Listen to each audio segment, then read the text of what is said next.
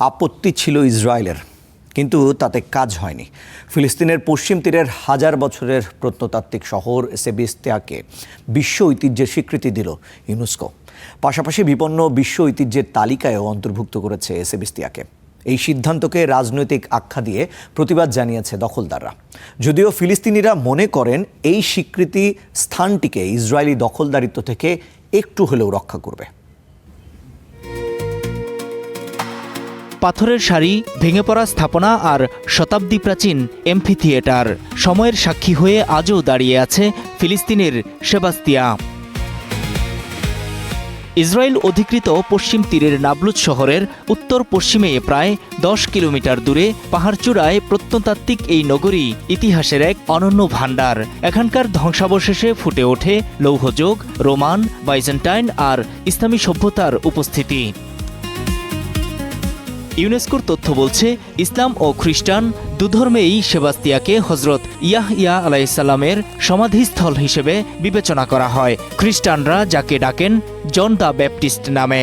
অন্যদিকে ইসরায়েলের ইহুদিদের দাবি এই অঞ্চলই ছিল প্রাচীন সামারিয়ার অংশ, যা একসময় বাইবেলীয় ইসরায়েল রাজ্যের রাজধানী ছিল।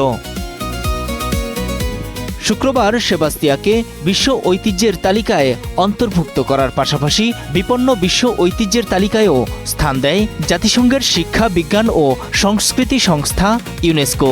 মূলত মধ্যপ্রাচ্যে সংঘাত আর প্রত্নসম্পদের ঝুঁকির বিষয়টি বিবেচনায় নিয়েই দ্রুত মনোনয়ন দেয় ইউনেস্কো। তবে শুরু থেকেই এই উদ্যোগের বিরোধিতা করে এসেছে ইসরায়েল।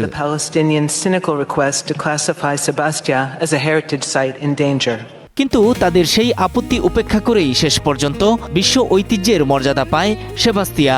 স্বীকৃতি পাওয়ার পর ইউনেস্কোর প্রতি ক্ষোভ প্রকাশ করে এই সিদ্ধান্তকে রাজনৈতিক বলে আখ্যা দেয় দখলদাররা। এদিকে সেবাস্তিয়াকে বিপন্ন বিশ্ব ঐতিহ্যের তালিকায় স্থান দেয়ায় স্বাগত জানিয়েছেন ফিলিস্তিনিরা। তারা আশা করছেন এই স্বীকৃতির ফলে প্রাচীন এই গ্রামটিতে ইসরায়েলের দখলদারিত্ব ও আগ্রাসন কিছুটা হলেও বন্ধ হবে। নূর মোহাম্মদ, স্টার নিউজ।